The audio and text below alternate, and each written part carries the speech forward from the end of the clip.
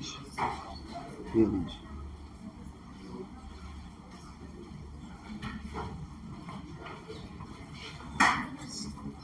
چند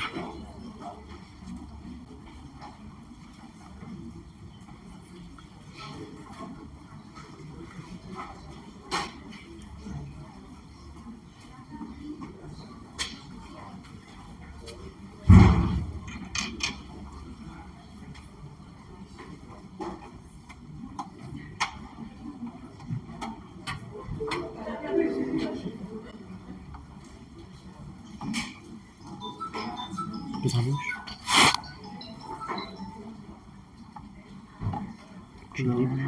کلیپ بزن اینو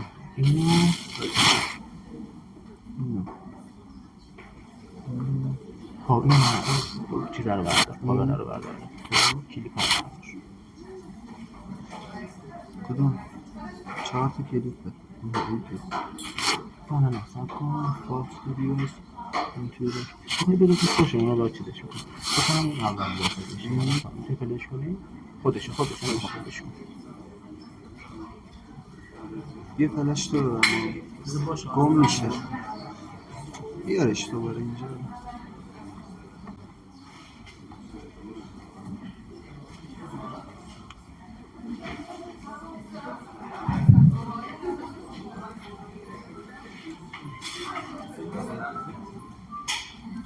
خب ببینید ما غالبا در زخم‌های مزمن گفتیم 4 تا رنگ اصلی داریم که هر کدوم از این رنگ‌ها نشون دهنده یک نوع خاصی از بافت هستن. حالا آیا غالبا ما در یک زخم صرفاً یک رنگ یا یک نوع بافت خاص رو خواهیم دید؟ قطعاً جوابمون هست خیر.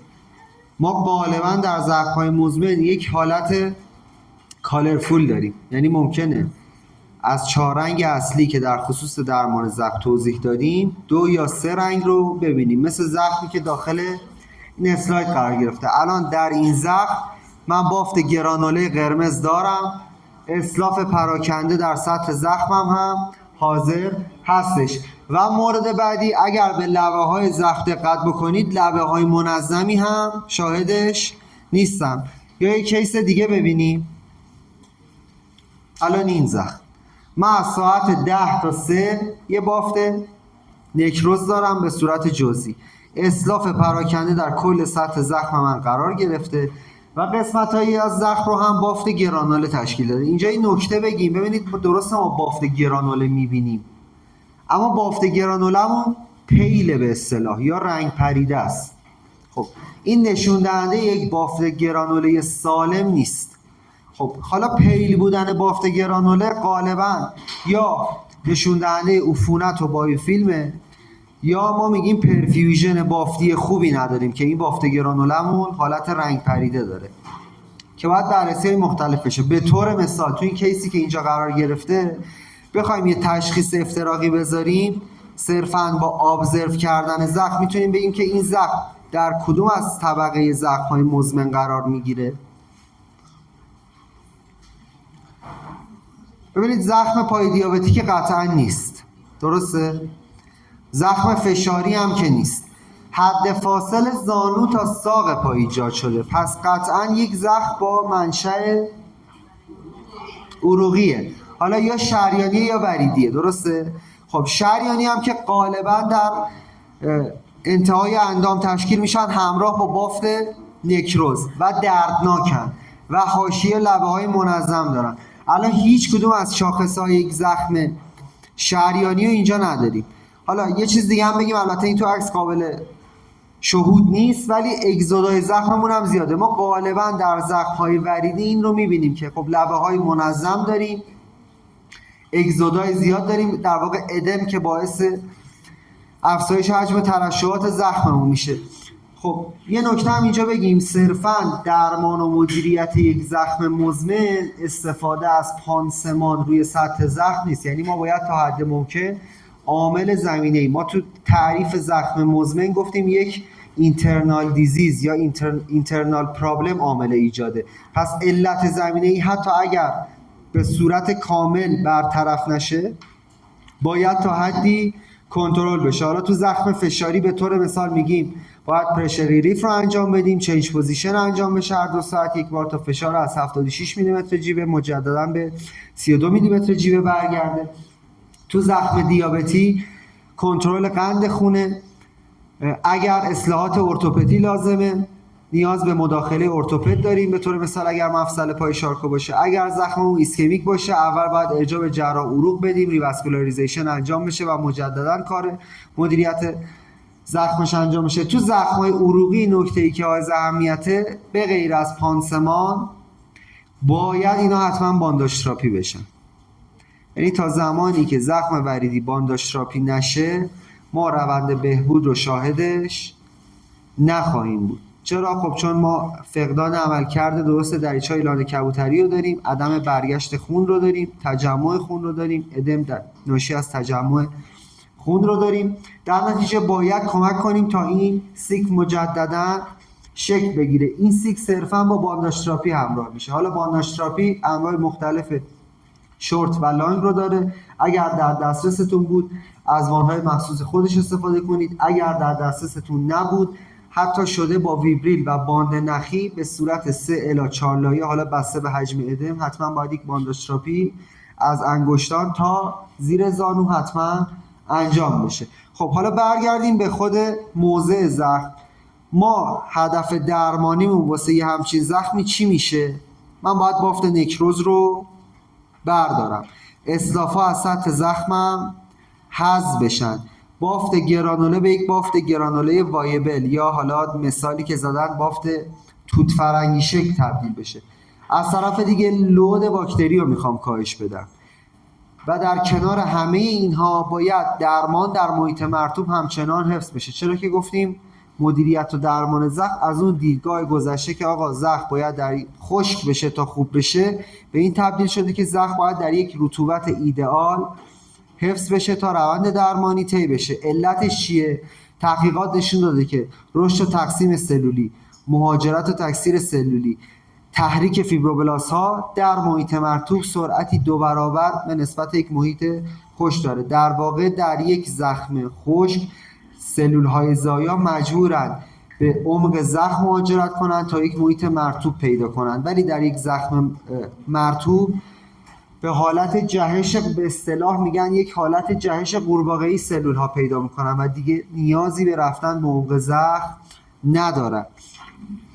حالا پانسمانی که بخوایم روی همچین زخمی استفاده کنیم خب طبیعتا جزء دسته پانسمان‌های هیدروبالانس قرار میگیره. یعنی چی؟ یعنی یک پانسمانی باشه که رطوبت بهینه برای بافت گرانوله رو حفظ بکنه، کمک به حذف بافت‌های مرده انجام بده و اگر بتونه یک اثر آنتی میکروبیال برای کاهش لود باکتری روی سطح زخم ایجاد بکنه بسیار میتونه گزینه مناسبی باشه. در برندهای مختلف پانسمان‌های مختلفی رو داریم، به طور مثال هیدروکلین پلاس شرکت آرتمن.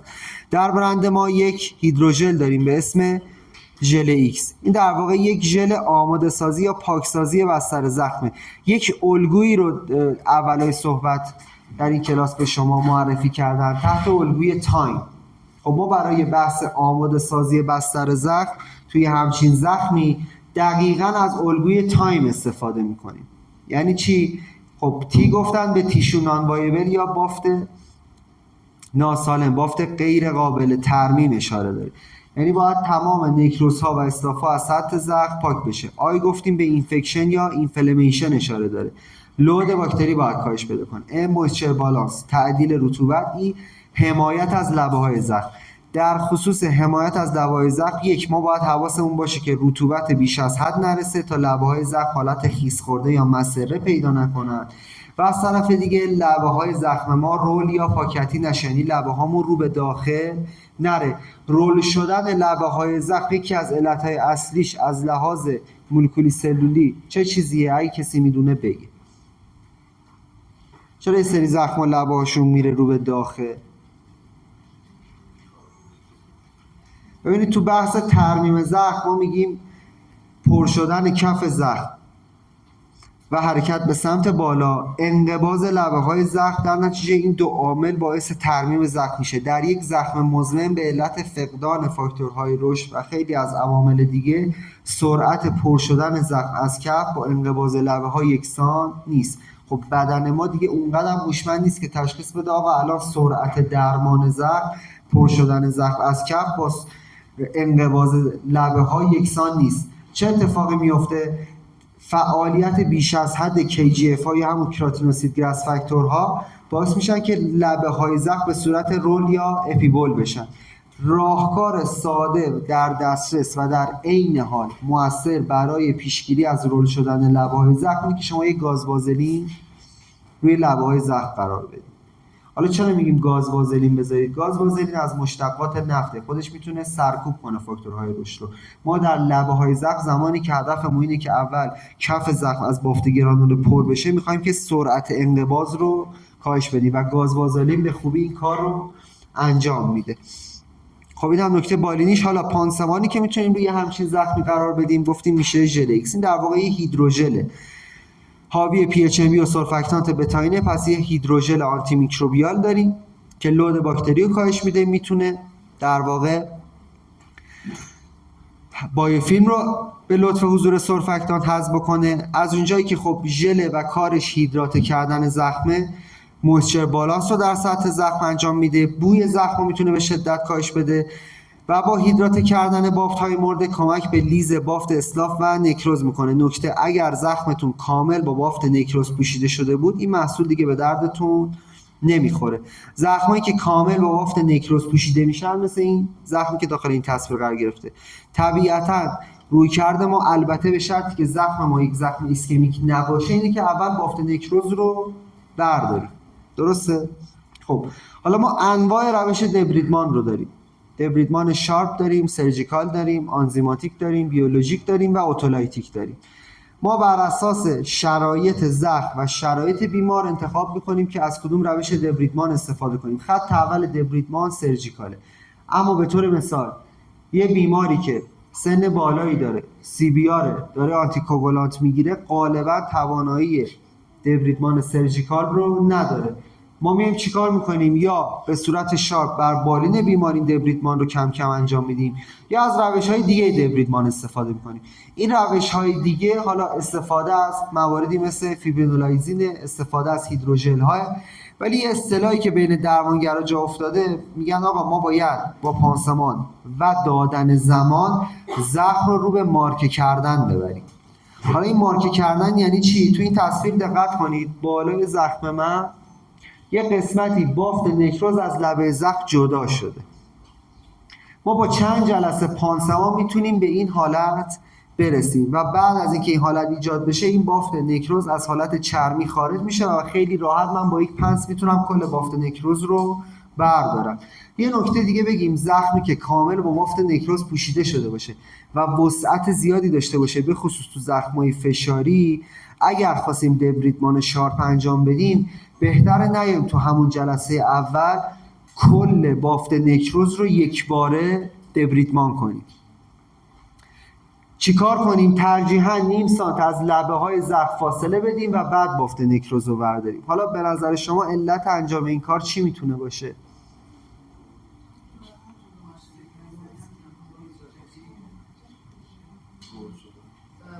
مرسی، رول شدنه. از رول شدنه دقیقاً جلوگیری کنیم. حالا یه ذره بازش کنیم این قضیه رو. ببینید یه زخمی که کامل با بافت نکروز پوشیده میشه تو درجه بندی زخم فشاری گفتن ما 4 تا استیج داریم دیگه. یه استیج هم داریم به اصطلاح میگن آن استیجبل، هممون میشناسیم دیگه، یعنی زخمی که غیر قابل دسته‌بندیه. خب زخمی که با یه بافت نکروز به این شکل پوشیده شده، من نمیدونم عمق زخمم چقدره، تا این بافت رو بر ندارم من متوجه نمیشم. میام نیم سانت فاصله میدم، مرکز بافت رو دبرید میکنم تا ببینم استیج زخمم چقدره، که اگر با یک زخم استیج 3 و 4 قرار روبرو بشم اون بحث رول شدن لبه های زخم برای من اتفاق نیفته. این هم یه نکته بالینی در خصوص برخورد با بافت نکروز. نکته بعدی، زخمی که کامل با بافت نکروز چرمی شکل پوشیده میشه رو صرفاً شما یک پانسمان بیاد روی سطح زخم قرار بدید، این حالت مارک یا دبریت براش اتفاق نمیفته. یه تکنیکی به اسم کراس هچینگ میگن باید انجام بدید، مثل کاری که ارتوپدا فاشیوتومی انجام میدن، یعنی میایم با بیستوری چند تا خط روی این بافت نکروز میندازیم. این کارو واسه چی انجام میدیم؟ تا پانسمانمون راحت‌تر خورده بافت نکروزه بره. پس صرفا یادمون باشه زدن پانسمان روی یک بافت نکروز زخم رو درمان نمیکنه. یا لطفا به این کیس دقت بکنید. خب طبیعتا یک زخم پای دیابتیه، ولی ما میدونیم یک زخم پای دیابتی ممکنه به 3 شکل باشه، یا نوروپاتیه، یا ایسکمیه، یا نورو ایسکمیه. طبق رفرنس ها 45% از افرادی که با زخم پای دیابتی به ما مراجعه میکنن حالت نورو ایسکمیک دارن. پس طبیعتا زمانی که یک زخم دیابتی به سراغ ما میاد، ما این تو اورژانس دیدید میگیم درد از شکم تا بالا قلبی مگه اینکه خلافش ثابت بشه. ما تو زخم مزمن هم میگیم آقا زخم پای دیابتی اومد، ما در کل میگیریم نورو ایسکمیک مگر اینکه خلافش ثابت بشه. خب حالا برای در واقع رد کردن حالت نورو ایسکمیک میتونیم تست‌های مختلفی بگیریم. اولین کار چیه؟ چک کردن نبض‌ها. درسته؟ نبض دورسالیس پدیس و پوستریور تیبیال رو چک میکنیم. مورد بعدی محل زخم. ببینید زخمی که حالت نورو ایسکمیک داشته باشه ما قطعا بافت نکروز رو توش میبینیم. منتها بافت نکروز معمولا از نوک انگشتان از دیستال شروع میشه و حرکت میکنه. مورد بعدی معمولا حالا حتی با توجه به اینکه دیابتی یا نوروپاتی دارن تو زخمای نورو ایسکمیک از درد شکایت میکنن. خب یه همچین کیسی که این حالت رو داشته باشه ما باید چیکار کنیم؟ اول ارجاع به جراح عروق ریواسکولاریزیشن انجام بشه و بعد میایم سراغ مدیریت و درمان زخمش. خب حالا برسیم توی ایسکمیکا که مشخصه معمولا یک زخم با بافت نکروز با ساختار پانچ اوت یا در هم شکسته میبینیم که حالا معمولا حتی روی برجستگی استخوان هم شاهدش هستیم. تو نوروپاتی هم که غالبا کالوس یا پینه رو میبینیم، یعنی اصلا شک نکنیم زخم دیابتی دیدیم اطرافش کالوس داشت که این زخم نوروپاتیه. حالا اگه به این زخم دقت کنید تقریبا تمام این شاخصایی که گفتیمو داره. درسته؟ ببین الان ما کالوس یا پینه رو دور زخممون داریم، بافت نکروز رو داریم، نوک انگشت هم درگیره. در حالت اولیه من میتونم تشخیص افتراقی نورو ایسکمیک رو برای این کیس بذارم. حالا اون تستای مختلفی گفتیم ما انجام میدیم. تست مونوفیلامنت داریم، دیاپازون داریم برای نوروپاتی، چک نبض داریم، یه ABI انکل براکیال ایندکس یا TBI تو براکیال ایندکس رو باید بگیریم. اگر لازم باشه باید ارجاع بدیم جهت انجام سونو داپلر. اما هیستوری گرفتن از بیمار هم خیلی مهمه. یعنی چیزی که متاسفانه خیلی شایع شده اینه که عکس یه زخم رو میفرستن یا عکس یه زخم رو شما نشون میدن بعد میگن روش چه پانسمانی بذاریم. من خواهشم ازتون اینه صرفا با دیدن یک زخم پلن استفاده از پانسمان رو ندیم. چرا؟ چون قطعا نمیتونید تشخیص افتراقی درستی صرفا با یه عکس بذارید. الان ما داخل این عکس یک زخم نورو ایسکمیک داریم. حالا من این شرح حالی از این بیمار بهتون بدم. این آقا حدوداً 60 ساله، راننده تاکسی، حدود 17 سال مبتلا به دیابت بودن و با این زخم ما مراجعه کردن. به گفته خودشون یک هفته متوجه شدن که این زخم رو داشتن، درمان خاصی براش نکرده بودن، فقط شستشو میدادن روش گاز میذارن و گفتن که من با این زخم روبرو شدم. حالا علت ایجاد زخم رو ما میتونیم چی در نظر بگیریم؟ به خصوص به خاطر کالوسی که دور زخمه؟ فشار. یک. حالت دوم ما یه ذره که با این آقا صحبت کردیم و رفیق شدیم میگفتیم خب حالا چی شد اصلا اینجوری شد؟ فشاره رو درست داریم میگیم، ولی میخوام یه رویکرد دیگه هم بهتون بدم. ببینید این آقا داشته قلیون میکشیده، زغال میفته، متوجه نمیشه، پاشو میذاره رو زغال. بعد از 3 روز از تغییر رنگ جورابش متوجه میشه که پاش زخم شده. خب حالا علاوه بر فشار ببینید ما اینجا چی رو میتونیم متوجه بشیم؟ انقدر نوروپاتی این بیمار شدید بوده که حتی سوختگی با زغال رو متوجهش نشده. پس ببینید با اینکه ما بافت نکروز اینجا داریم، عملا بحث ایسکمیک میره کنار، یعنی صرفا یک زخم سوختگی ناشی از نوروپاتی داریم. پس ما اینجا دیگه مجاز به دبریدمان هستیم. حالا یا میام به صورت شارپ کل این بافت رو دبرید میکنم، یا میام چیکار میکنم با استفاده از پانسمان اول این بافت رو لیز میکنم، هیدراته میکنم، به اصطلاح اون حالت مارکه به وجود بیاد و بعد دبریدمان رو انجام میدم. بافت نکروز رو بخوایم دبرید کنیم، یادتون باشه هر بافت نکروزی رو بخواید دبرید کنید از هیدروژلی استفاده کنید که ویسکوزیته خیلی بالایی داشته باشه. حالا فارغ از این که هر برندی میخواد باشه، وقتی میگیم ویسکوزیتش بالا باشه منظورمون چیه؟ یعنی اگر شما یه حجم زیادی از هیدروژل رو روی سطح زخم بزنید، حالت سرازیر شدن ژل رو به هیچ عنوان نباید بمونه، یعنی ژل باید روی موضع زخم ثابت بمونه. حالا تو برند تریتا ژل دبریدمان ژل ایکس پلاسه، این هم یه هیدروژل آنتی میکروبیاله حاوی پی اچ ام که ما برای دبرید بافت‌های نکروز ازش استفاده می‌کنیم. یه نکته بالینی دیگه، هیدروژل ها در زخم‌های عفونی اندیکاسیون ندارن. علتش چیه؟ چون این حجم از رطوبت که هیدروژل به زخم میرسونه میتونه باعث تشدید عفونت بشه، مگر اینکه اون هیدروژل مو آنتی میکروبیال باشه. یعنی چی؟ یعنی یه هیدروژلی داشته باشیم که به طور مثال حاوی نقره باشه یا حاوی پی اچ ام باشه. به غیر از این دو مورد دیگه بقیه هیدروژل ها رو نباید توی زخم عفونی استفاده کنید. خب اینا همه این دو تا محصولی که توضیح دادیم یا هر پانسمان هیدروژل دیگه یک پانسمان اولیه به حساب میاد. ما در تعریف پانسمان میگیم ما یک پانسمان اولیه داریم، یک پانسمان ثانویه داریم. خب اینجا میخوایم دو تا نکته بگیم. اولی که یه سری من زیاد میبینم میان چند تا پانسمان رو هم قرار میدن با این توجیه که میگن خب میخوایم سرعت درمان رو افزایش بدیم. ببینید پانسمان اولیه میشه در تماس مستقیم با زخم، هر کاری که بخواد انجام بشه توسط همون پانسمان اولیه انجام میشه. پانسمان ثانویه روی پانسمان اولیه قرار میگیره برای محافظت از زخم، نفوذناپذیری نسبت به میکروارگانیسم‌ها و کمک به حفظ رطوبت زخم و فیکس کردن پانسمان اولیه. فیما بین این دو پانسمان هر چی قرار بگیره فقط شما دارید هزینه رو واسه بیمار میبرید بالا. پس صرفا این که بگیم چند تا پانسمان همزمان روی هم بذاریم این نیست که بگیم داریم سرعت درمان رو میبریم بالا یا داریم از تکنیک خیلی خاصی استفاده میکنیم. ما در قسمت‌های مختلف زخم میتونیم از پانسمان‌های مختلف استفاده کنیم. به طور مثال نگاه کنید، الان ما اینجا یک کیس داریم، این مجددا این زخم پای دیابتی. خب آقای شفیعی گفتن ما خیلی وقتا ممکنه که بافت زرد رو صرفاً وجود اسلاف نبینیم. بافت زرد اسلاف میتونه باشه، تاندون میتونه باشه، لیپید هم میتونه باشه. الان تو این زخم من این دو قسمت زرد رنگ تاندون بیمار، اسلاف نیست. خب یه نکته بگیم، ما هر پانسمانی رو نمیتونیم به بافت تاندون یا بون استفاده کنیم.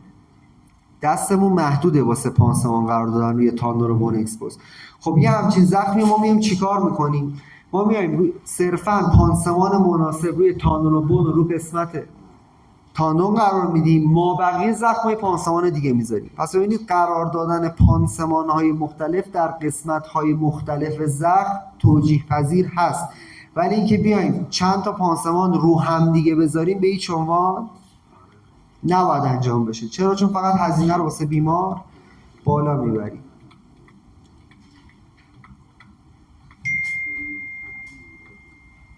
خب برگردیم به این کیسمون. حالا میخوایم این بافت نکروز رو کم کم دبرید کنیم. میایم چیکار میکنیم؟ میایم همون پانسمان هیدروژل رو، یه نکته بگم، تو استفاده از هیدروژل ها حدوداً نیم سانت فاصله بدین و کل مرکز رو به قطر 3 تا 5 میل از هیدروژل پر بکنید و بعد یه ثانویه مناسب روی سطح زخم قرار بدید. ثانویه مناسب پانسمان‌های هیدروژل بسته به ترشحات زخم، گاز استریل میتونه باشه، گاز وازلین میتونه باشه. چرا مجددا میگیم گاز وازلین؟ گاز وازلین آبگریزه، باعث حفظ رطوبت زخم میشه. یا پانسمان فوم میتونیم استفاده کنیم. قالب پانسمان مناسب میتونه این موارد باشه.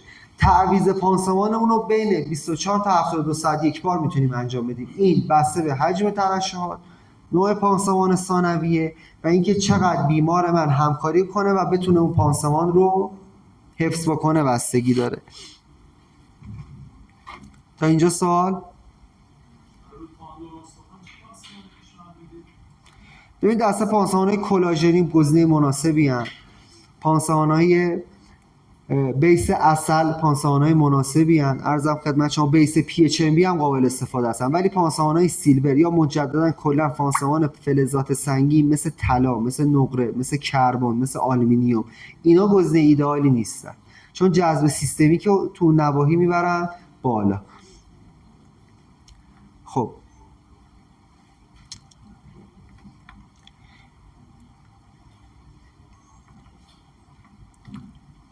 به این کیس لطفاً دقت کنید. این مجدداً یک زخم فشاریه. حالا چند تا نکته داره این زخم. نکته اولش چیه؟ اگر دقت بکنید لبه های زخم سفیدن، درسته؟ یعنی حالت چی دارن؟ مرسی، لچ افتاده. حالا ما تو زخم به اصطلاح می‌خوایم یه ذره کلاس بذاریم، میگیم این زخم مسره شده یا حالت مسریشن براش اتفاق افتاده. خب این لچ افتادن زخم داره به من یه ساینی میده. ببینید 50% بحث مدیریت و مراقبت از زخم ابزرو درست زخمه. خیلی وقتا خود زخم به ما میگه که من چی میخوام، من چی کم دارم یا چی زیاد دارم. الان این لیچ افتادگی یا مسریشن نشون دهنده اینه که ترشحات این زخم به درستی مدیریت نمیشه. یعنی چی؟ یعنی حجم ترشح به نسبت پانسمانی که داره استفاده میشه متعادل نیست، یا رطوبت خوب ازش گرفته نمیشه یا رطوبت بیش از حد داره به زخم داده میشه. مورد بعدی، الان با توجه به بافتایی که با هم دیگه یاد گرفتیم و باش حالا یه آشنا شدیم، مجددا مرور شده، ما چه نوع بافتی تو این زخم داریم؟ گرانوله رو به اپیتل است. ببینید معمولا تو زخمای مزمن، خب ما تو زخم‌ها اصلا کلا رویه‌مون فرق می‌کنه چون فازهای ترمیمی با هم دیگه همپوشانی دارن. عملا تو یک زخم‌ها نمیتونیم خیلی افتراق بدیم که الان زخم من دقیقاً تو کدوم فازه، ولی توی زخم مزمن چون استاپ شدن روند درمان رو داریم، تفکیک این فازها خیلی بهتر انجام میشه. الان دقیقاً همونجوری که گفتید من یه بافت گرانوله دارم که اگر دقت بکنید، حالا فکر نکنم البته به خاطر فاصله و اینا خیلی دقیق مشخص بشه، یه سری بافتای صورتی رنگ در و مرکز زخم در حال تشکیله. اینا رو به اصطلاح ما بهشون میگیم جزایر پوستی. یعنی زخم من از فاز پولیفیشن یا بافت گرانوله به سمت فاز مچوریشن یا ریمودلینگ یا تشکیل بافت اپیتله داره حرکت میکنه. پس این نشون میده که زخم من به صورت کلی شرایط خوبی داره، پوست در حال تشکیله، منتها مدیریت ترشحات به درستی انجام نمیشه. و از همه مهمتر این جزایر اپیتلیا چون عین یک پوست نوزاد بسیار حساس و شکنندن، ما باید یک پروتکشن خیلی خوب از این بافت انجام بدیم. پس یه همچین زخمی صرفاً رطوبتش باید مدیریت بشه، دو از بافت اپیتله حمایت بشه. چیکار کنم؟ خب چند تا کار میشه کرد. اول میتونم برای از بین رفتن اون مسریشن مثلا لبه های زخمم از یک کرم بریر یا محافظ استفاده کنم. حالا یه چیز ساده تر بگیم، مجددا میتونم حتی لبه زخمم و گاز وازلین بذارم تا این حالت مسریشن از بین بره. حالا میخوام یه ذره پیشرفته تر کار کنم، میتونم از دست پانسمان های فوم استفاده کنم. آلژینات هم خوبه، منتها یه نکته، اگر ما بیایم آلژینات رو روی لبه زخم بذاریم، خب آلژینات وقتی رطوبت رو میگیره به فرم ژل در میاد دیگه، درسته؟ پس اون داره حفظ رطوبت میکنه. من اینجا خیلی حفظ رطوبت نمیخوام، من اینجا دنبال اینم که رطوبت اضافی رو ازش بگیرم. گاز وازلین مشتقات نفتی و آبگریزه، چون آبگریزه کمک میکنه که این حالت مسریشن از بین بره. اتفاقا به چربی خود گاز وازلین دقت نکنید، به ماهیت وازلین دقت بکنید، به آبگریز بودنش دقت بکنید. خب حالا من اگه بخوام فوم استفاده کنم چیکار میکنم؟ ببینید معمولا فوم ها رو میان متناسب با ابعاد زخم برش میدن، رو سطح زخم قرار میدن. ولی اگر اطراف زخمم مسره باشه، من باید برگردیم به اون الگوی تایم. دوباره میگم ببینید 50% از کار زخم میشه ابزرو و همون برگشت به الگوی تایمز. اسم میشه سورندین اسکین، پوست اطراف زخم. ما میایم 2 سانتی متر بزرگتر از اطراف زخم رو فوم رو باش کاور میکنیم. این فوم کارش چیه؟ فوم میاد رطوبت اضافی رو به خودش میگیره. در این حال برخلاف گاز فوم ها به سطح زخم نمیچسبن. مورد بعدی این چیه؟ فوم کاملا نیمه تراوایی، یعنی تبادل گازی رو ما از سطح زخم و محیط اطراف داریم، اکسیژن، کربن دی اکسید، نیتروژن رو، ولی اجازه نفوذ میکروارگانیسم ها رو به داخل زخم نمیدن. یه مثال بارزتر بزنیم. شما یک لایه فوم که روی زخم قرار بدید برابری میکنه با 64 تا لایه گاز، چه از لحاظ جذب رطوبت چه از لحاظ نفوذناپذیری نسبت به میکروارگانیسم ها. خب حالا سایر ویژگی‌های یک فوم چیه به نسبت حالا گاز؟ این اصلا کلا فوم ها با این رویکرد تولید شدن که جایگزین گاز بشن. حالا به خاطر بحث قیمتی این اتفاق نیفتاده هنوز به صورت کامل، حداقل توی ایران. فوم های ویژگی برجسته دیگه‌ای که دارن حالت هیدروسلولار دارن. حالا هیدروسلولار یعنی چی؟ یعنی صرفاً ترشحات زخم رو به صورت عمودی جذب می‌کنن. دیدید وقتی گاز میذاریم رو زخم، گاز رو برمی‌داریم، اگر به گاز دقت بکنید از حاشیه زخم ترشحات فراتر رفته. یکی از عواملی که خودش باعث این خیس‌خوردگی اطراف زخم میشه همینه، یعنی بعد از جذب ترشح به اطراف پس داده میشه. تو فومیا اتفاق نمیفته، صرفاً ترشحات به صورت عمودی جذب میشن. این خودش باعث میشه که مسریشن ایجاد نشه. ما چند مدل فوم داریم. یک سری فوم ها، اولا اینو بگیم، فوم ها کلا جنسشون از پلی اورتانه، پیو هستن، حالت اسفنجی دارن. یه سری فوم ها کلا خود فوم پیو هن، یعنی پشت و رو ندارن، از هر دو طرف ما میتونیم استفادهشون کنیم. یه سری فوم ها رو میان یک لایه فیلمی بهشون اضافه میکنن، یه لایه فیلم شفاف میذارن برای اینکه حالت ضد آب براشون به وجود بیارن. دقت کنیم فوم هایی که با لایه فیلم پوشیده میشن، لایه خارجیشون میشه لایه‌ای که با فیلم پوشیده شده، لایه تماسیشون میشه خود فوم پیو. حالا تو تریتا ما یه فومی داریم به اسم تبافلکس. این فوم آنتی میکروبیال آغشته به پی اچ ام بیه. ببینید ما تو بازار معمولا 2 جور فوم داریم، یه سری فوم صرفا ساده، فوم پلی اورتان، یه سری فوم آنتی میکروبیال. فوم های آنتی میکروبیال یا آغشته به پی اچ ام بی ان یا آغشته به نقرت. هر دوی فوم های آنتی میکروبیال یک مکانیسم عملکردی دارن. به چه شکل؟ در تماس با ترشحات زخمی قرار میگیرن، ماده مؤثرشون ازشون آزاد میشه. خب حالا این چه فایده ای داره؟ ببینید این حالا بچه‌ها ایسی اگر حضور داشته باشن زیاد دیدن اینو. گاز میذارن روی زخم، گازو که برمیدارن 2 حالت داره، یا حاشیه اون گاز سبز شده یا مرکز گاز سبز، حالت سبز پیدا کرده. درسته؟ اول بگیم تفاوت این دوتا تو چیه؟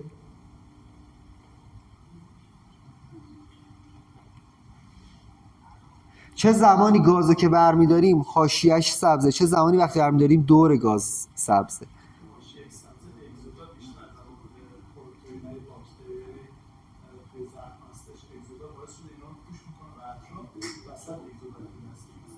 خب مرکزش به صورت ترشحات زرد رنگ یا مایل به سطح آلباستیک و بیشتر، یعنی اگزودا کمتر از حجم ترشحات. خب مرسی. دقیقاً یه حالت این که آقا حجم اگزودای زخم داره به ما نشون میده. مورد بعدی، زمانی که مرکز گاز صرفاً حالا تغییر رنگ سبز یا سبز مایل به زرد یا خاکستری، معمولا رنگ‌های عفونت به این حالت دیگه، نشون دهنده اینه که آقا اون لود باکتری در مرکز زخم من زیاده.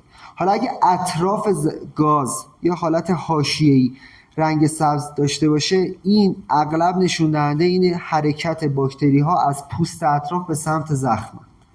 خب یعنی ما چیمون درست نبوده؟ یعنی شستشوی سورندین اسکین به درستی انجام نشده، یعنی باکتری ها خوب اطراف زخم پاک نشدن. این که میگیم تو الگوی تایمز سورندین اسکین حائز اهمیته، یکیش برمیگرده به همین، یعنی ما صرفا خود زخم رو نباید بشوریم. پریوون تا 10 سانتی متر اطراف هم باید کامل شستشو بدیم.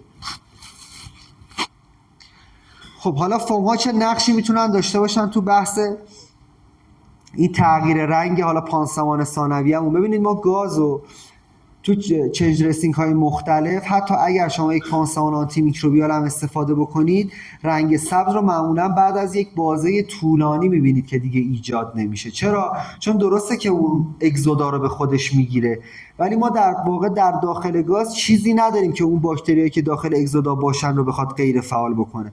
ولی فوم هایی که بیس PHMB یا نقره دارن، زمانی که اگزودا رو به خودشون جذب میکنن، حالا نقره یا PHMB که داخل فوم قرار گرفته، اون پاتوژن ها رو از بین میبره.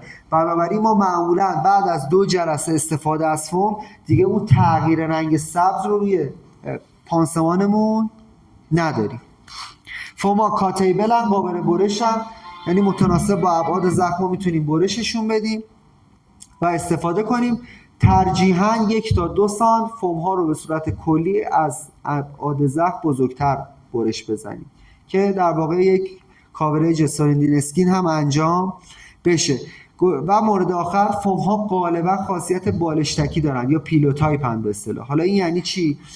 خب این خاصیت بالشتکی باعث کاهش فشار میشه. 2 جا برای ملاحظه اهمیته. یکی تو زخم‌های فشاری که میخوایم در واقع فشار رو از سطح زخم کم بکنیم.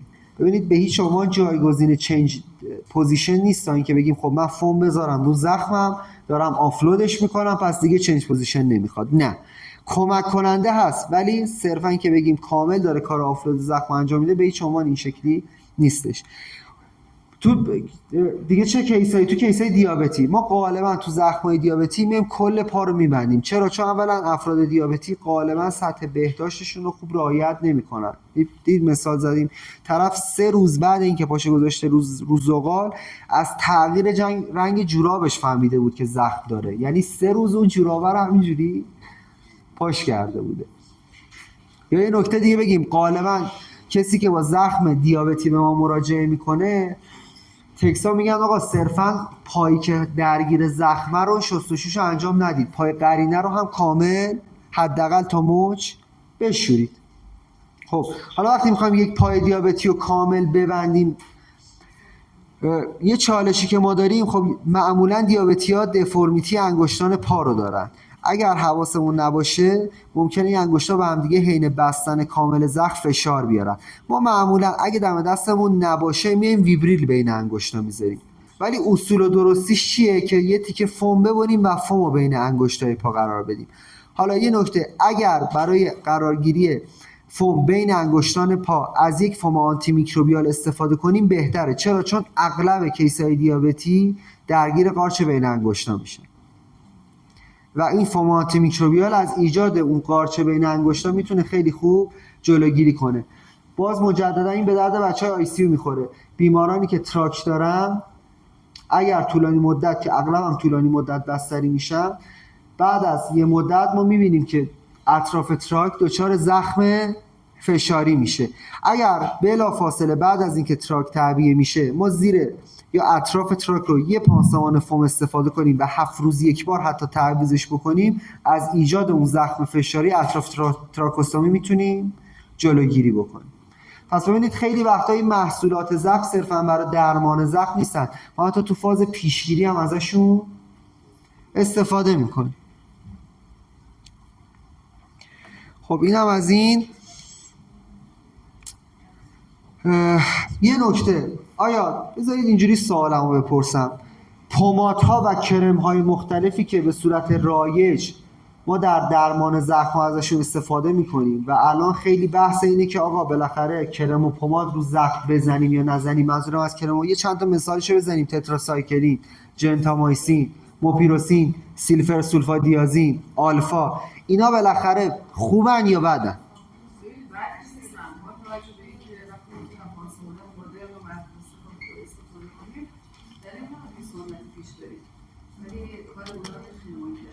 دقیقا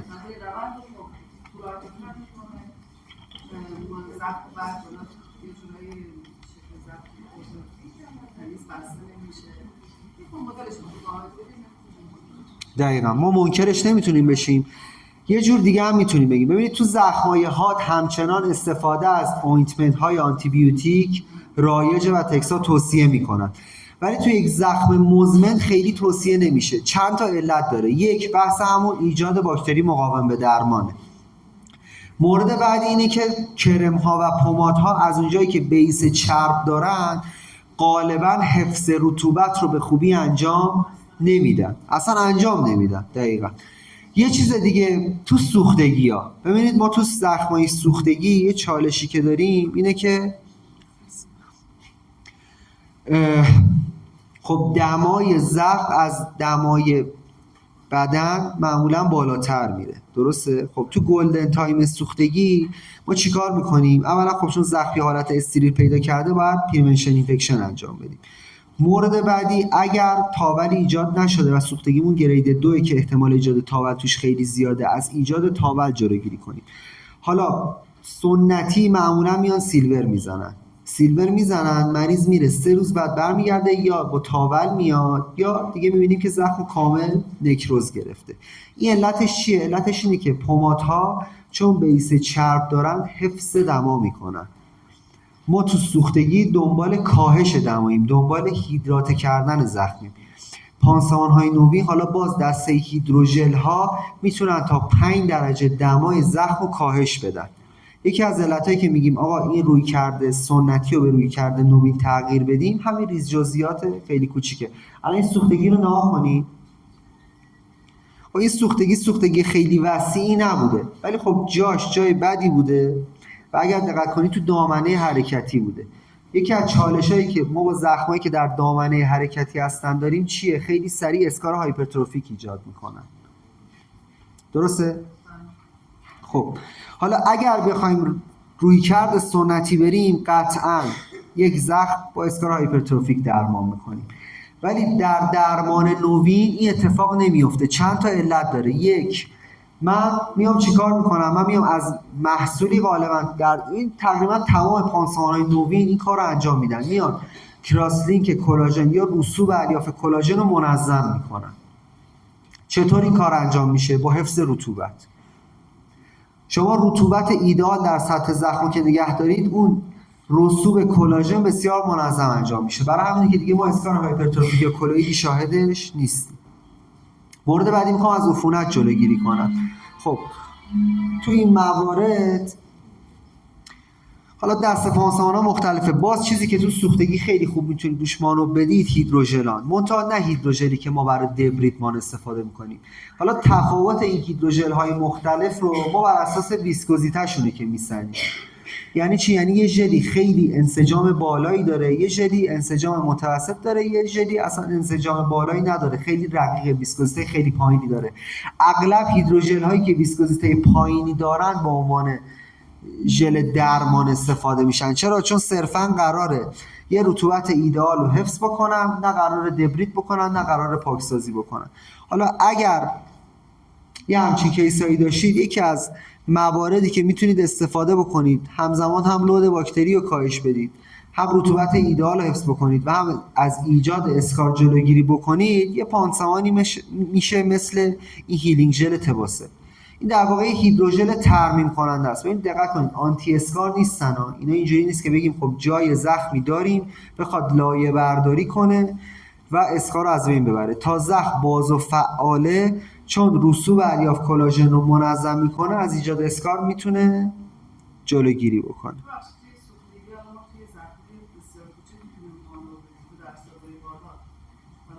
خب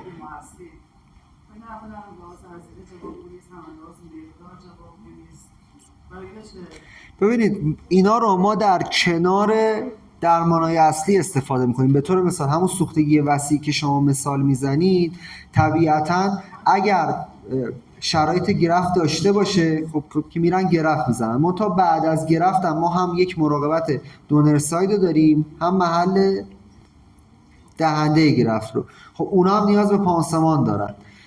جدا از اون، با توجه به که ریسک پس زدن گرفت توی افراد خیلی میره بالا، ما میایم چیکار میکنیم؟ ما میایم پانسمانی رو انتخاب میکنیم تا حد ممکن از پس زدن جلوگیری کنیم.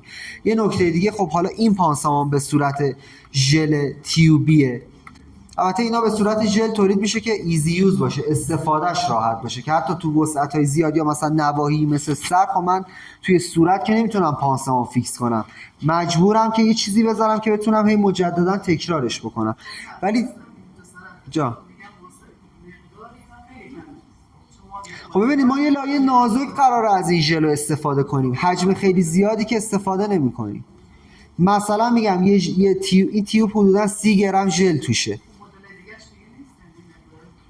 ببین پانسمان ورقه‌ای داریم. چرا؟ پانسمان ورقه‌ای داریم، ابعاد مثلا 20 در 20 هم داره که اون تقریبا یه دسته کامل هم اگر سوخته باشه جواب میده. ولی خب میگم اون پانسمان ورقه‌ای 20 در 20 به درد محیطی مثلا مثل صورت نمیخوره. این ژلا بیشتر کاربرد داره. حالا جلوتر میرسیم میگم خدمتتون.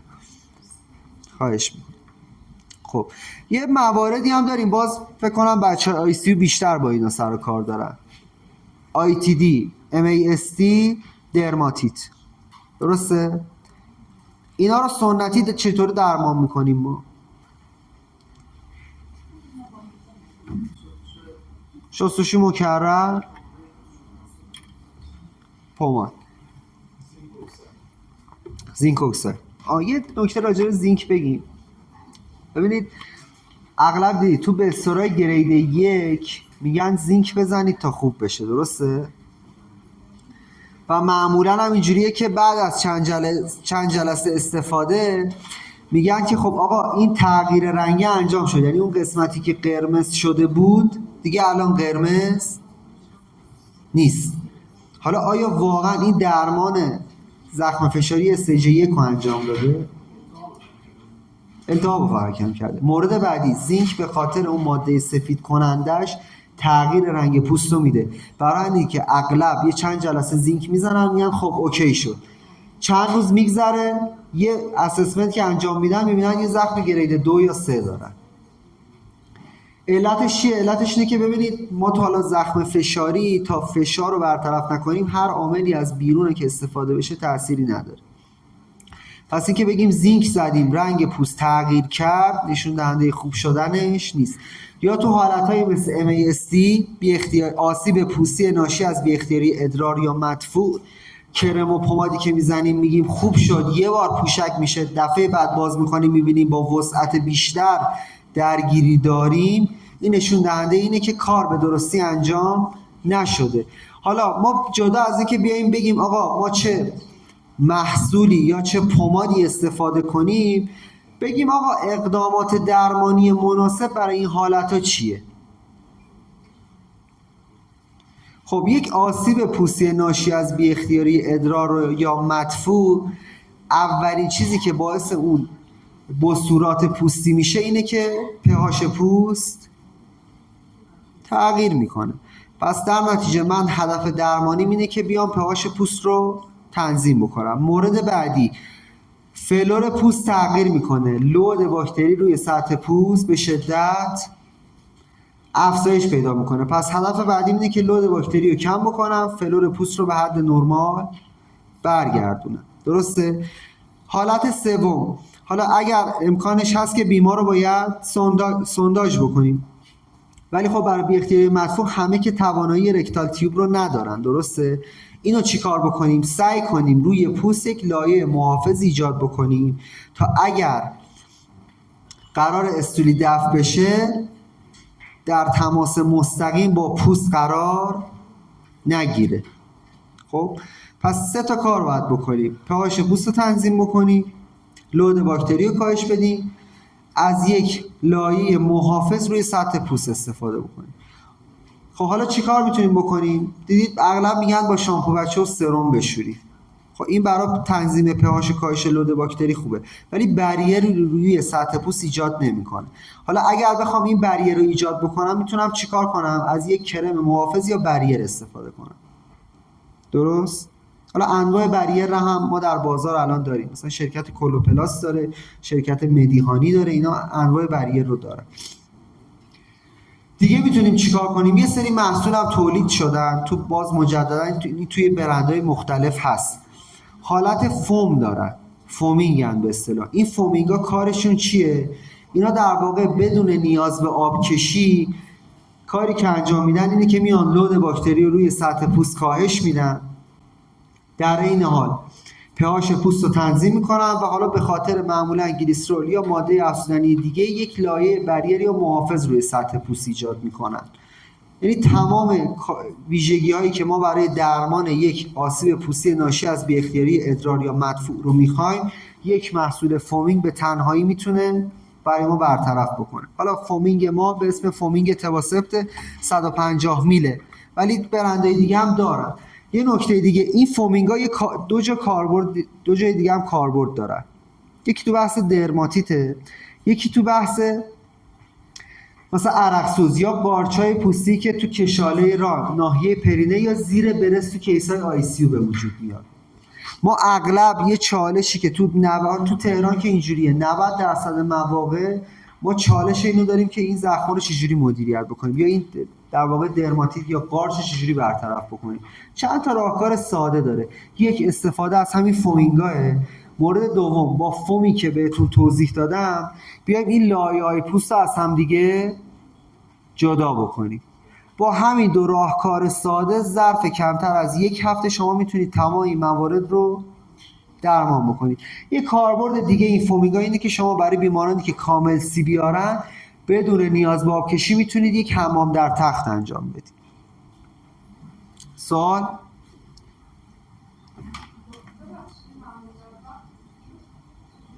حمام در تخت رو چی؟ ببینید این فوما حالت کف دارن. خب ما این فوما رو روی سطح پوست، حالا یا حتی برای شستشوی زخم میزنیم، فوما پخش میکنیم. معمولا 3 تا 5 دقیقه زمان نیاز دارن. بعد از این 5 دقیقه با یک حوله حالا یا پارچه تمیز یا گاز فقط پاک میکنیم.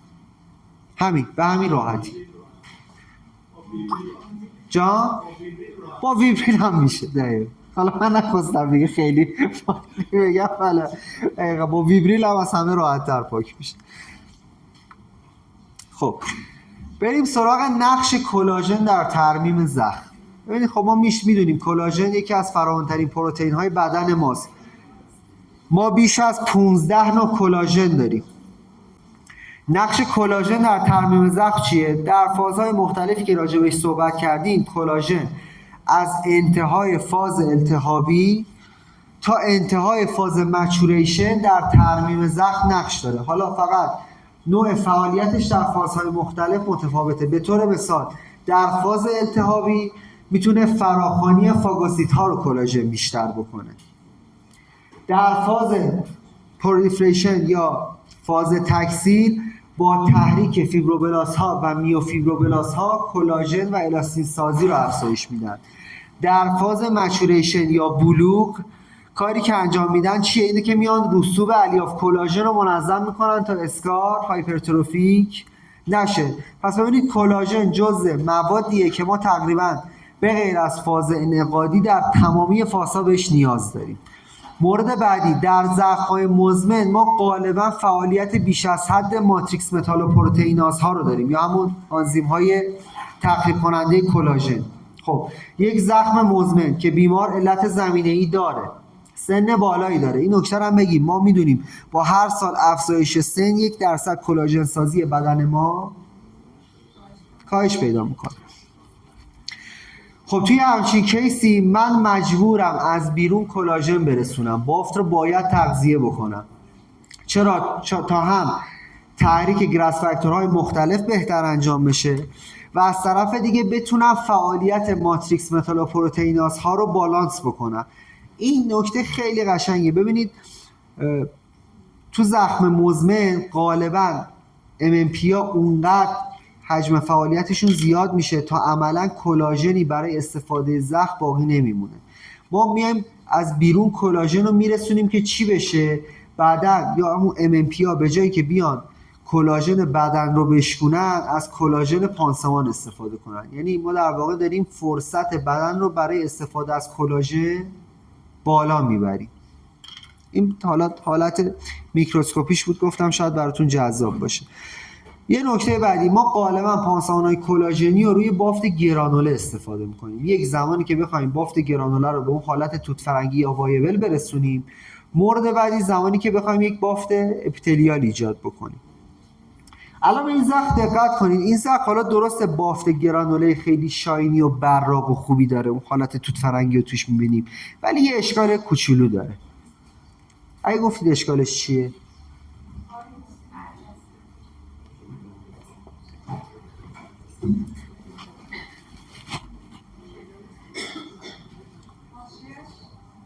گفتید برجسته است. حالا این برجسته بودن رو ما یه جور دیگه میگیم. ببینید بافت زخم از پوست اطراف زخم اومده بالاتر، یعنی به اصطلاح یه حالت هایپرگرانوله پیدا کرده. ما اینو باید طبیعتاً بافت اپیتلیا روی همچین بافتی شکل نمیگیره. چیکارش بکنیم؟ دبریدش بکنیم دیگه. پانسمان فشاری دیگه.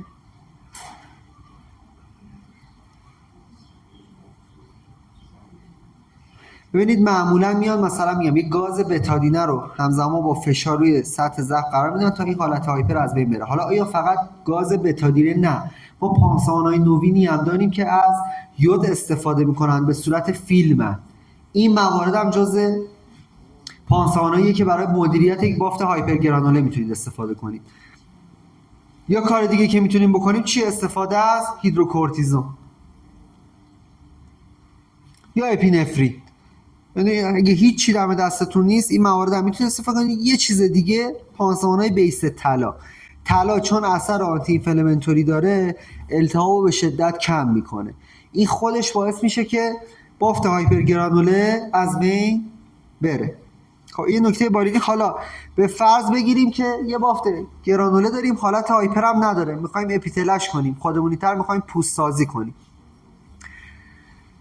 با چند تا اقدام درمانی ساده بافت رو به سمت تشکیل بافت اپیتله میره. مجددا حفظ رطوبت، از طرف دیگه تغذیه بافت از طریق کلاژن و جلوگیری از ایجاد عفونته. چون غالبا یه بافت گرانوله سالم دیگه حتی در فاز کلونیزه هم نیست، ما یک محیط کاملا کنتامینه داریم. خب حالا از جمله دسته پانسمان‌های کلاژن که برای تشکیل بافت اپیتله میتونید استفاده کنید، یه پانسمانی به اسم توادرمه. یه پانسمان ورقه‌ای شفافه که بیس کلاژن داره.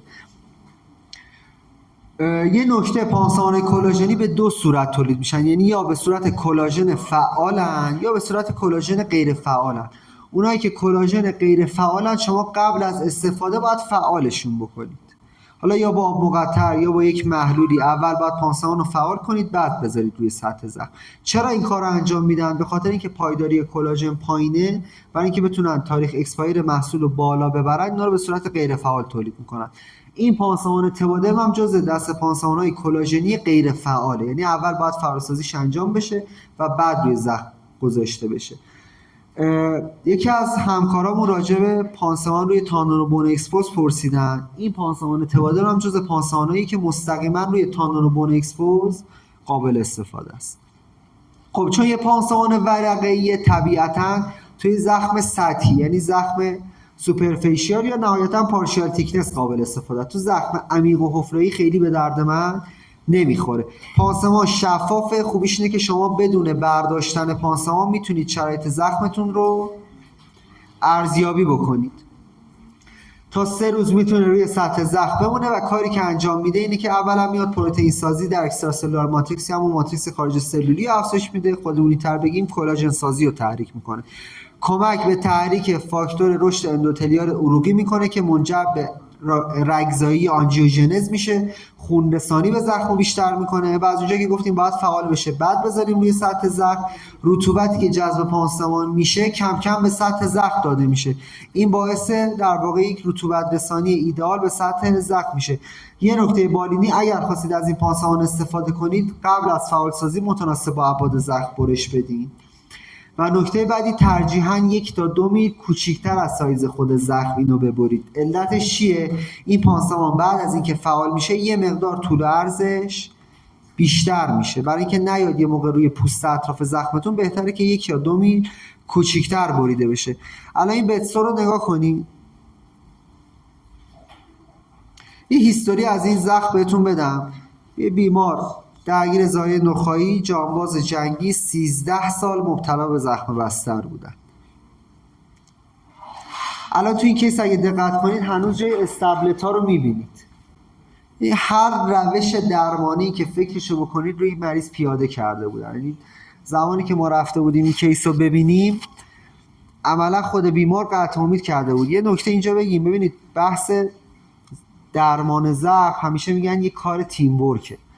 یعنی کسی که اصلا میاد ادعا میکنه میگه من 0 تا 100 هر زخمی رو میتونم جمع کنم، اصلا از این آدم بترسید، کیس ندید به همچین آدمی. کار زخم کار تیم ورکه. کارشناس زخم، درمانگر زخم به عنوان هسته اصلی در مرکزه، ولی ما تخصصهای مختلف رو نیاز داریم. ما به ارتوپد نیاز داریم، به متخصص عفونی نیاز داریم، به جراح عمومی نیاز داریم، به جراح پلاستیک نیاز داریم، به تغذیه نیاز داریم، حتی به روانشناس یا روانپزشک نیاز داریم. چرا؟ چون خیلی از کیسایی که درگیر زخم مزمن میشن اصلا امید به زندگیشون رو دیگه از دست میدن. یعنی اون روحیه خیلی مهمه. یعنی اگر مریض به این درجه برسه که این زخم رو میکشه، این زخم دیگه خوب نمیشه، واقعا این اتفاق میفته. و شما به عنوان یک درمانگر زخم باید موظفید که حواستون به تمامی این جنبه ها برای یک بیماری که درگیر یک زخمه باشه. خب حالا یه نکته بگیم. ببینید من نمیگم این روش‌هایی که برای این کیس استفاده کرده بودن روش‌های نادرستی بوده یا پانسمان بدی بوده. الان تو همین عکس ببینید این اولین جلسه ای بود که من رفتم این کیس رو دیدم. دروشیت این زیر رو نگاه کنید، سوند رو نگاه کنید، خیسی دروشیت رو نگاه کنید.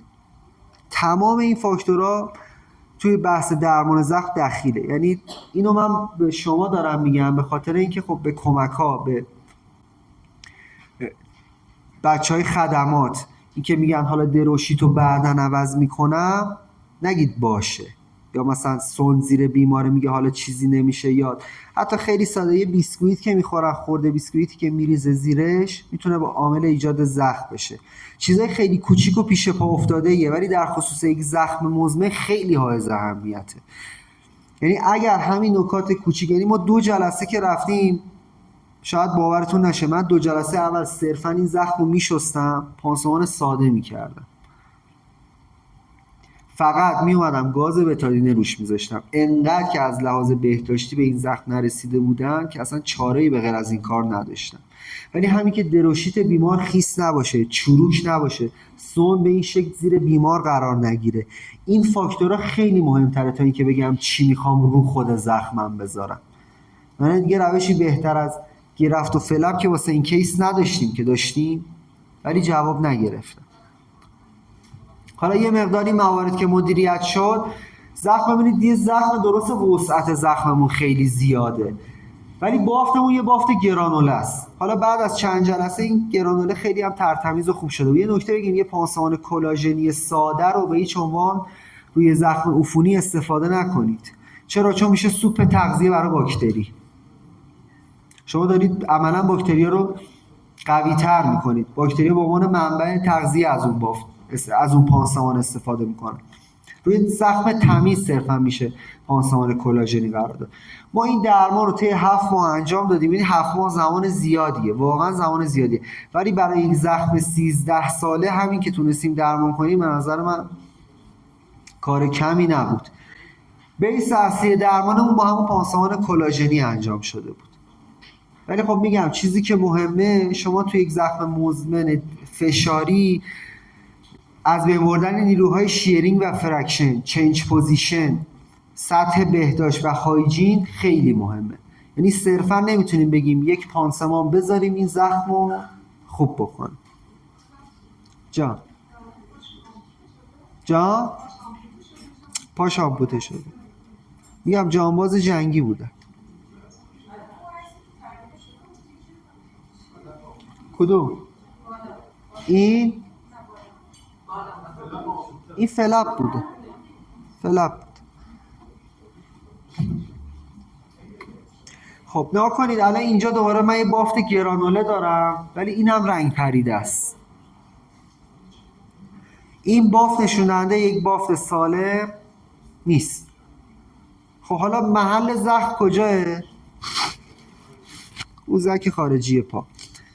ببینید ما یکی از کارهایی که انجام میدیم تو تشخیص افتراقی نوع زخم بر اساس محل زخمی که میگیم شک میکنیم زخممون ناشی از چیه دیگه.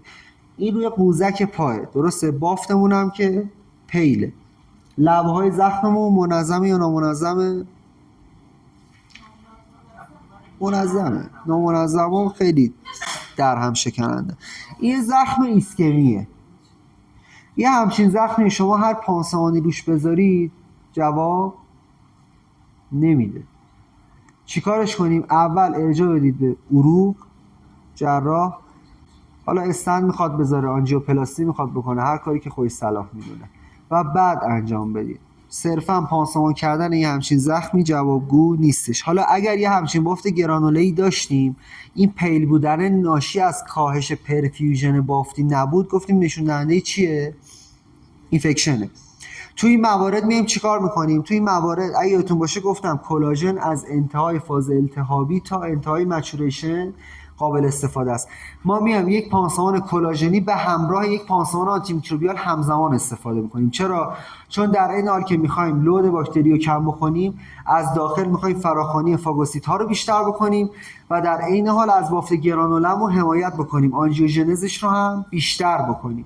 حالا داریم تو بازار پانسمان‌های مختلفی که ترکیب شده، مثلا کامپوند شده کلاژن با مواد آنتی میکروبیالن.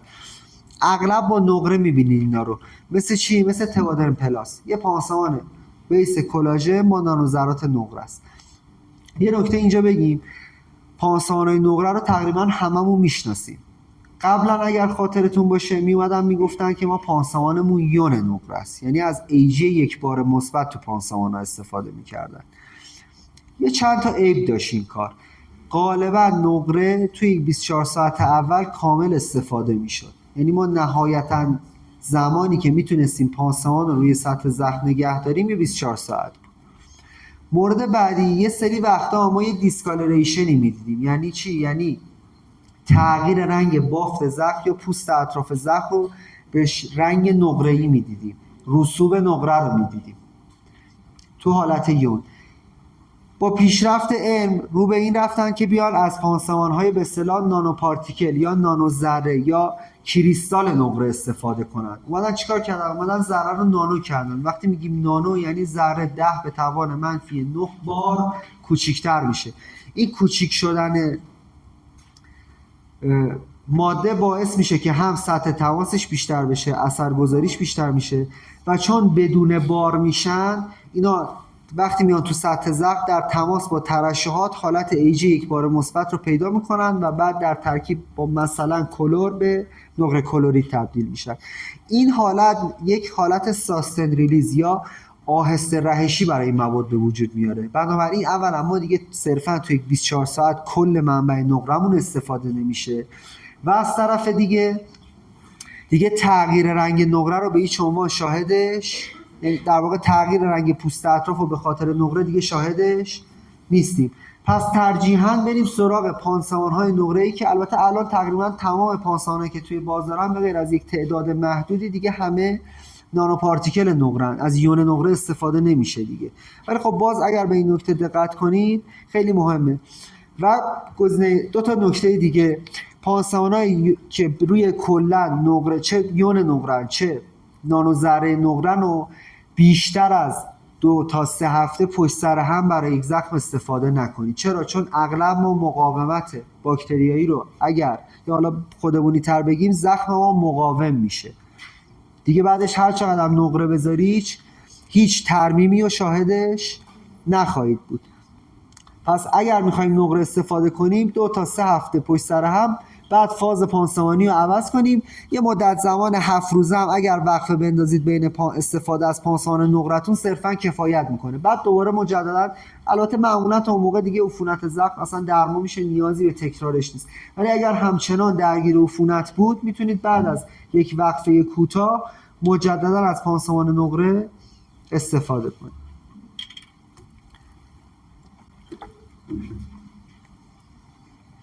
و نکته بعدی، نقره رو صرفاً برای درمان عفونت استفاده کنید، نه برای پیشگیری از عفونت. متاسفانه تو کشور ما به وفور می‌بینیم که برای یک حالت پروفیلاکسی هم دارن از نقره استفاده میکنن. این اصلا درست نیست. نقره برای پیشگیری نباید استفاده بشه. چرا؟ چون نقره بیشتر خاصیت باکتریوسیدال داره. ماده که باکتریوسیداله بیشتر برای درمان عفونت باید استفاده بشه، نه برای پیشگیری از عفونت. استاتیک عسل میتونه باشه، DACC میتونه باشه، PHMB میتونه باشه. اینا مواد باکتریوستاتیک. کلورهگزیدین هم میتونه باشه.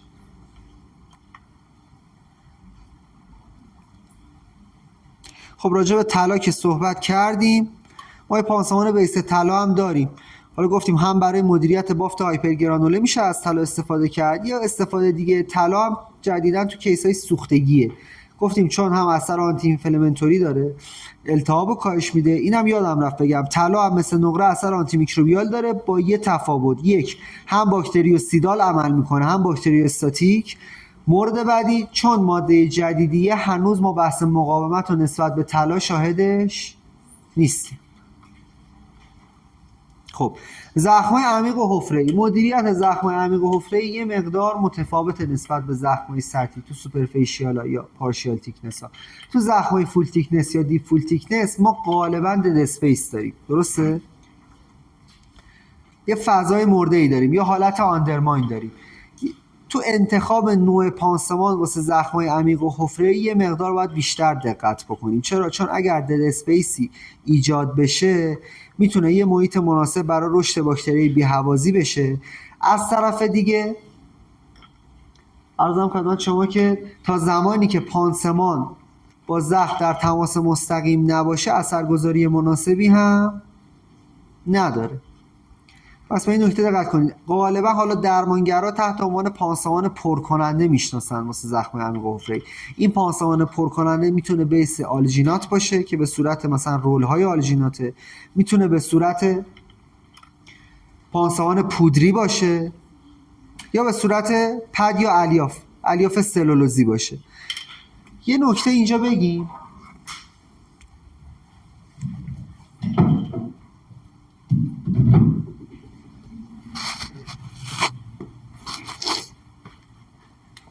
ببینید آندرمایند رو همه باش آشنا هستیم دیگه، درسته؟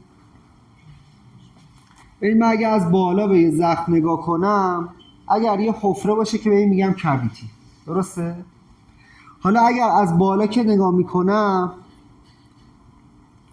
یه قسمتی از پوستم سالمه از بالا ولی زیرش خالیه، یه حالتی مثل یقه. این یقه من الان زیرش خالیه دیگه ولی شما نمیبینید، یا یقه لباس. ما تو زخم این حالت میگیم چی؟ آندرماین.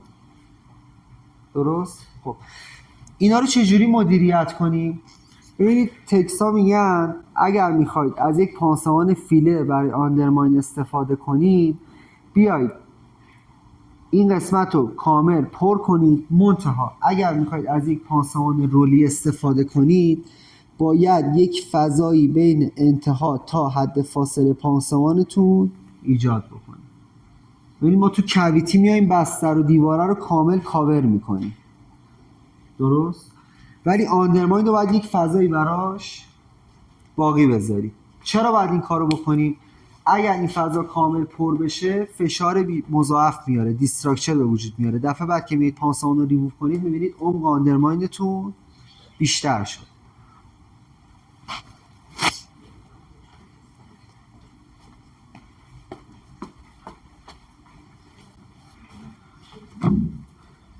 خب گفتیم واسه زخم‌های عمیق و حفره‌ای یه حالت داریم، پانسمان‌های رولی. یه نکته دیگه، زخم‌های عمیق و حفره‌ای اگر می‌خوایم حفره رو با یک پانسمان رول یا الیاف پر بکنیم، 1/3 زخم رو پر بکنید کافیه. پس کل زخم رو نمیایم پر بکنیم. اگر بخوایم از یک پانسمان پودری استفاده کنیم تو شرکت‌های مختلف متفاوته، یا میگن یه لایه نازک از پودر رو زخم بریزین، یا میگن مجددا 1/3 زخم رو پر کنید. ببینید در هر صورت این پر نکردن کامل فضای زخم به خاطر اینه که خب اینا وقتی در تماس با ترشحات زخم قرار میگیرن، این پانسمان‌ها تغییر فرم پیدا میکنن، افزایش حجم پیدا میکنن.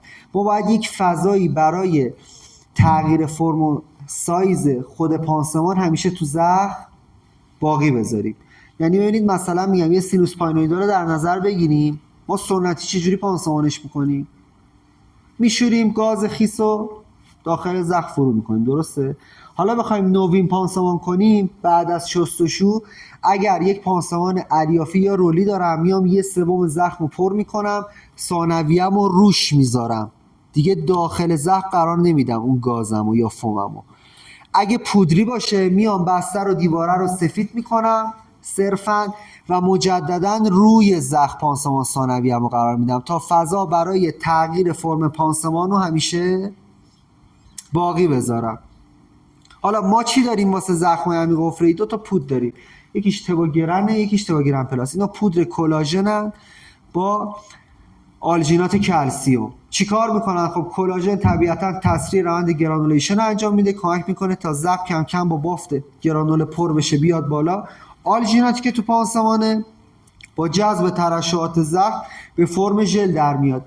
اینجا اگر یه زخمی داشته باشیم با حجم ترشح بالا، باعث میشه که اگزودای اضافی زخم من رو جذب کنه، در عین حال اون فرم ژل حفظ رطوبت رو هم انجام بده. ببینید ما حتی توی زخم با ترشح زیاد هم به هیچ عنوان دنبال خشک کردن کامل سطح زخم نیستیم، اگزودای اضافی رو میگیریم ولی حفظ رطوبت هم باید انجام بدیم. حالا اگه این زخمی حجم اگزوداش خیلی زیاد بود چی کار کنیم؟ واکیوم تراپی.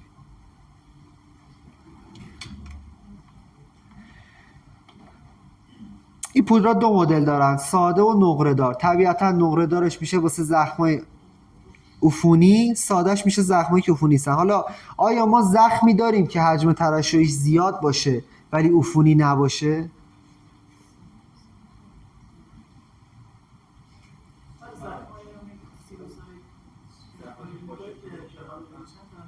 آها دیگه، زخمای وریدی، زخمای آتیپیک، منگلنسیا، اینا زخمای، پس ببینید همیشه ترشح زیاد نشونه عفونت نیست.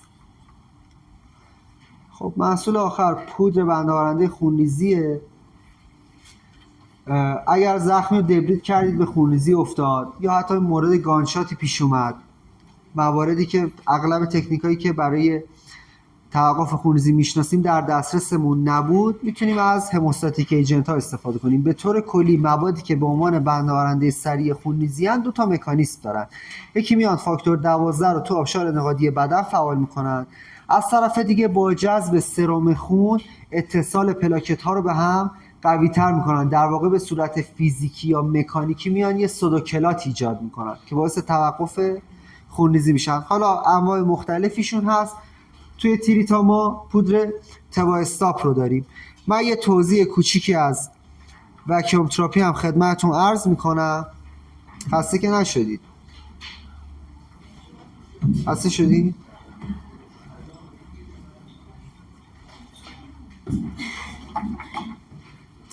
و بعد از اون حالا بچه تیم فابسکو هم هستن، راجع به واکیوم براتون بیشتر توضیح میدن. من فقط یه اشاره کوچیکی از کلیات واکیوم تراپی برای شما انجام میدم.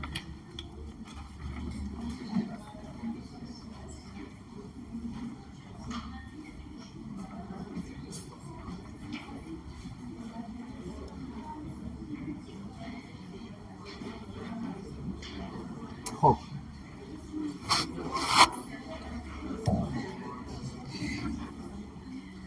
اساتید عزیز من یه لحظه دقت کنید لطفا، آخرشه دیگه، چیزی نمون. یه همچین زخمی رو نگاه کنید. آیا ما این زخم رو با پانسمان میتونیم جمع بکنیم؟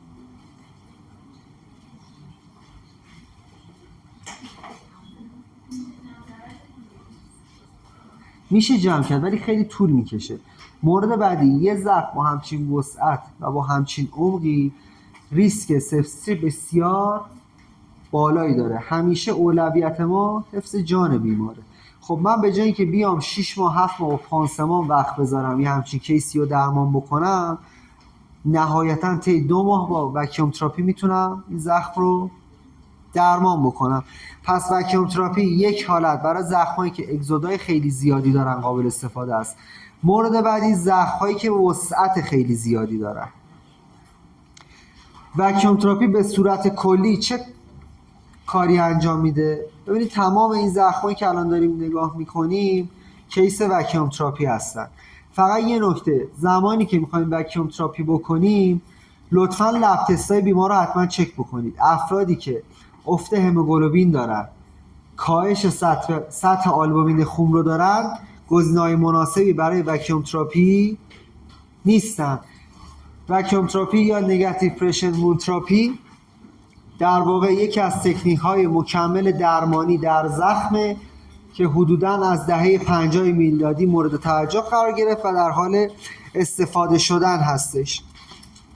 وکیوم به اصطلاح به یک فضایی گفته میشه که خالی از ماده باشه، یعنی تو این حالت مولکول‌های هوا عملاً وجود ندارن. یک حالت خلایی ما با استفاده از وکیوم تراپی ایجاد میکنیم. فقط یه نکته داره، از لحاظ عملکردی و بالینی عملاً ایجاد یک محیط خلأ کامل امکان پذیر نیست.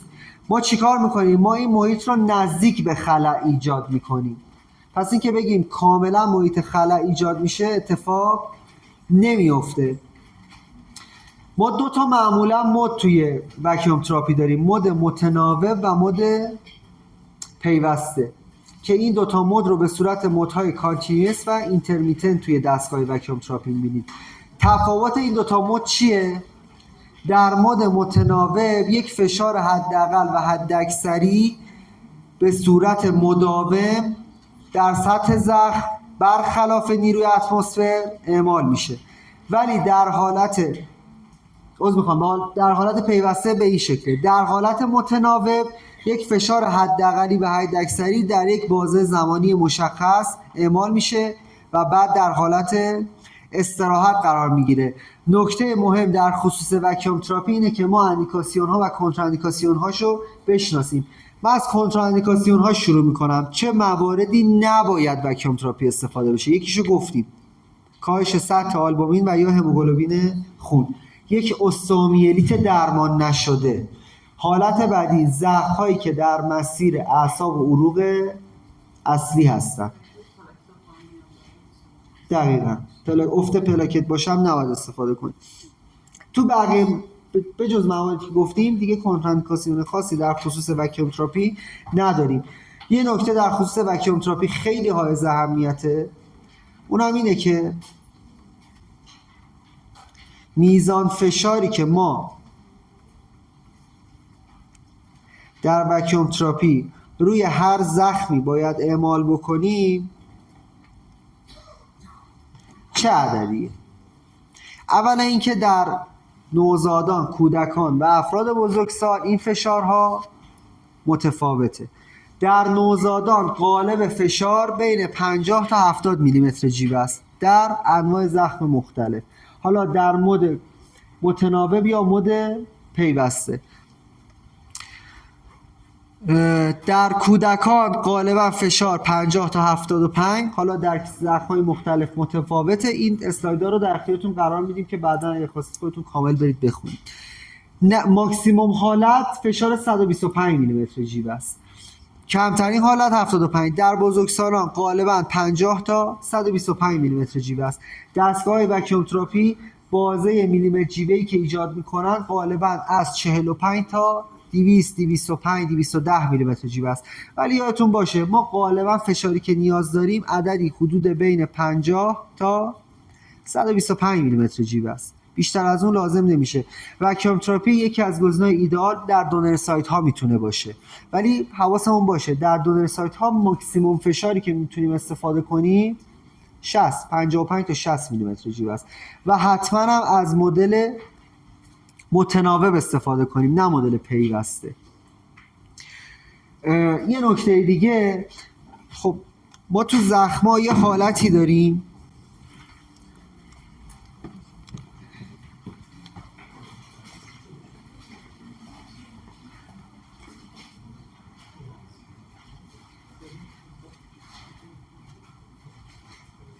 ببینید یه سری وقتا ما از بالا که به زخمی نگاه میکنیم 2 تا زخم میبینیم، درسته؟ ولی این زخم‌ها از زیر به هم وصلن. به اینا میگن چی؟ حالت تانلینگ دارن دیگه. اینو بخوایم وکیوم تراپیش کنیم باید چیکار کنیم؟ آیا فومو فقط داخل قسمتایی که میبینیم قرار بدیم؟ نه، کل قسمت تانلینگ باید با فوم پر بشه. حالت بعدی، ما 2 تا زخم داریم با ابعاد مختلف. اینا رو می‌خوایم وکیوم در 2 قسمت مختلف. اینا رو می‌خوایم وکیوم تراپی کنیم. چیکار کنیم؟ به اصطلاح میگم باید پر بذاریم، یعنی فوم رو روی 2 تا زخم قرار بدیم و با استفاده از یک لایه فوم این 2 تا زخم رو به هم متصل کنیم. حالا اگر یک زخم هم عفونی باشه یکیش غیر عفونی باشه، کاپ سنسور رو کدوم زخم قرار بدم؟ ببین حرکت باید از سمت غیر عفونی به عفونی باشه دیگه، وگرنه ترشحات از زخم عفونی کشیده میشه به زخم تمیز. مورد بعدی، روی زخم بزرگتر بزنیم یا کوچیکتر؟ اونقدی فرق نداره، ولی روی زخم بزرگتر باشه بهتر. خب بقیه توضیحات و همکارم خدمتتون ارائه میدن. اگر سوالی به صورت کلی دارید من در خدمتتون هستم. خیلی ممنون.